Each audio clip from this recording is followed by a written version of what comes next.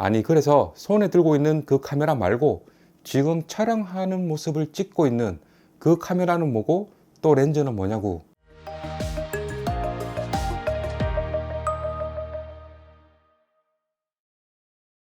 네, 안녕하십니까 여러분. 직시튜브의 직시입니다. 유튜브 영상에 적합한 장비들을 리뷰한 영상들을 찾다 보면 꼭 궁금해지는 것이 있습니다. 그 리뷰를 진행하시는 유튜버 분들 손에 들린 제품 말고 현재 그 모습을 촬영하고 있는 카메라가 뭔지 그게 궁금하더라고요. 영상도 고급스럽고 화질도 너무 좋은데 대체 어떤 카메라로 촬영하는 거지? 라는 의문 말입니다.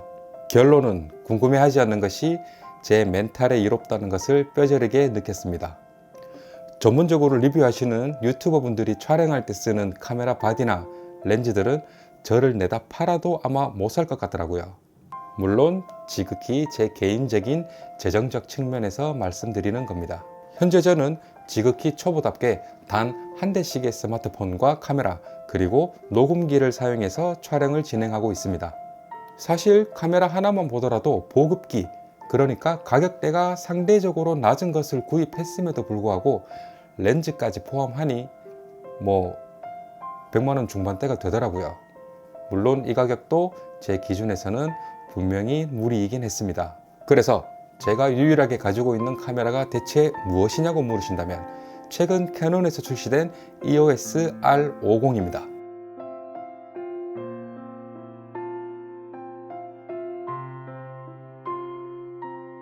참고로 광고가 아닌 제 카드로 직접 구입한 카메라라는 것을 미리 말씀드립니다. 당연히 광고가 들어올 리도 없지만요. 제 채널의 첫 영상과 두 번째 영상 모두 R50으로 촬영된 결과물들이고요. 렌즈는 마운트 어댑터 EF-EOS-R을 구입해서 EFS 24mm f2.8 값을 가진 렌즈를 마운트해서 사용했습니다. 아마 이 구성만으로 제 영상 촬영을 앞으로 계속할 것 같아요. 더 욕심냈다가는 제 집 안방이 아니라 아내에게 쫓겨난 후에 부석진 아스팔트 위에서 자게 될 수도 있기 때문입니다. 그리고 R50 카메라를 촬영한 오늘의 영상들은 제 스마트폰인 갤럭시 Z 플립 4를 이용해서 풀 HD 30프레임으로 촬영한 결과물들입니다. R50을 구입하실 때 EOS R50 1845 키트라고 해서 기본 번들 렌즈를 포함한 제품을 구매하시면 렌즈도 함께 구입 가능하니 참고 부탁드립니다. 제가 구매한 렌즈는 실내에서 촬영할 때를 기준으로 구매한 것이기 때문에 야외나 여타 다른 장소에서 사용하실 때는 여러 변수들이 있을 수도 있다는 점 미리 말씀드립니다. EFS 24mm f2.8 값을 가지는 이 렌즈라는 제품이 무엇을 뜻하는지도 모를 수 있겠죠? 간단히 설명드리자면 캐논의 카메라는 각각의 바디에 호환이 되는 렌즈들이 따로 있습니다. EF 렌즈는 캐논의 DSLR 카메라용으로 설계된 렌즈고 RF 렌즈는 역시 캐논의 미러리스 카메라용으로 설계되어 비교적 최근에 도입된 렌즈들이에요. 이 둘의 주요 차이점은 마운트입니다. EF 렌즈는 RF 렌즈와 다른 마운트를 사용하기 때문에 캐논의 미러리스 카메라와 직접적으로 호환이 되지 않아요. 마운트가 안 된다는 말이 곧 장착이 안 된다는 말이죠. 현재 제가 가진 R50이라는 보급형 카메라는 미러리스군에 속하기 때문에 RF 렌즈와 호환이 가능하지만 EF 렌즈와는 호환이 되지 않겠죠. 그렇지만 이런 제 카메라에 EF 렌즈를 장착할 수 있게 해주는 것이 바로 EF-EOS-R이라는 어댑터인 거예요. 이 어댑터를 사용하면 저의 R50 카메라에 EF 렌즈를 마운트 해줄 수 있습니다.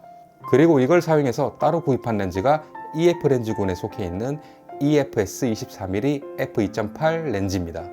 이게 아주 유명하다던데 일명 생긴 모습 때문인지 팬케이크 렌즈라고 불린다고 하더라고요. 이 렌즈는 단렌즈라고 하는데 장점으로는 줌 렌즈급 이상의 화질을 얻을 수 있고요. 조리개 값이 밝아서 얕은 심도 표현이 가능합니다. 그리고 저같이 실내에서 촬영 시에 셔터 스피드 확보가 쉽습니다. 휴대성도 아주 편리하고요. 또 하나의 큰 장점은 수십에서 수백만원까지 하는 렌즈군들 중에서 10만원 중반대에 구입 가능한 아주 고마운 가격을 자랑한다는 겁니다. 이게 고마운 가격이 맞나? 여튼 저는 이 팬케이크 렌즈를 중고로 구입했기 때문에 조금 더 저렴하게 가져왔습니다. 이 렌즈에 관한 기본 사양은 더보기란에 적어 놓겠습니다. 읽어봤는데 모르겠더라고요. R50과 위의 렌즈 구성으로 영상이 어떻게 찍히는지에 관해 궁금하시다면 제 첫 번째 영상이나 두 번째 영상, 그리고 앞으로 업로드될 영상들을 지켜봐 주시면 더 이해가 쉬우실 겁니다. 참고로 저는 FHD 30프레임으로 촬영을 진행합니다. 다시 한번 강조드리지만 저는 이 카메라와 렌즈 두 개로 영상을 촬영할 것이기 때문에 R50을 구매를 염두에 두고 계신 분들이라면 제 영상을 보시고 감을 대략적으로나마 파악하실 수 있을 거예요. 초보인 우리가 조리개 값, ISO, 셔터 스피드, 그리고 크롭 바디와 풀 바디, 줌 렌즈와 단 렌즈의 차이들까지 모두 다 공부하려면 아마 이번 생에 그만큼 사진이나 영상의 세계는 파고 들어갈수록 그냥 큰일입니다.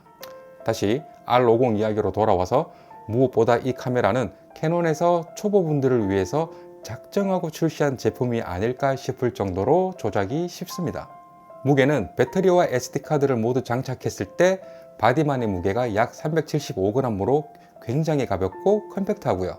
2420만 화소의 APS-C 타입 CMOS 센서를 탑재했습니다. 그리고 크롭이 없는 4K 30프레임 영상 촬영이 가능하고 FHD 120프레임 영상 촬영도 지원합니다. UHD 표준 촬영을 기준으로 SD카드 32기가를 장착했을 때 35분, 512GB의 카드를 장착했을 때는 약 9시간 27분의 촬영이 가능하다고 합니다. 약간의 차이는 발생하겠지만 캐논 코리아에 제가 직접 문의해서 받은 답변이니 대략적인 시간은 이렇게 확인하시면 될 것 같아요. 그냥 초보인 제가 쓰기에는 될 거 다 된다고 보시면 될 것 같습니다. 배터리에 관해 신경도 많이 쓰이실 텐데 이것도 캐논 코리아에 직접 문의한 결과 촬영하면서의 충전은 불가하다라는 답변을 들었습니다. 하지만 DC 커플러를 구입한다면 상시 전원은 가능하다고 하더라고요. 외관을 보시면 물론 터치 가능한 OLED 컬러 전자식 뷰파인더가 있고요.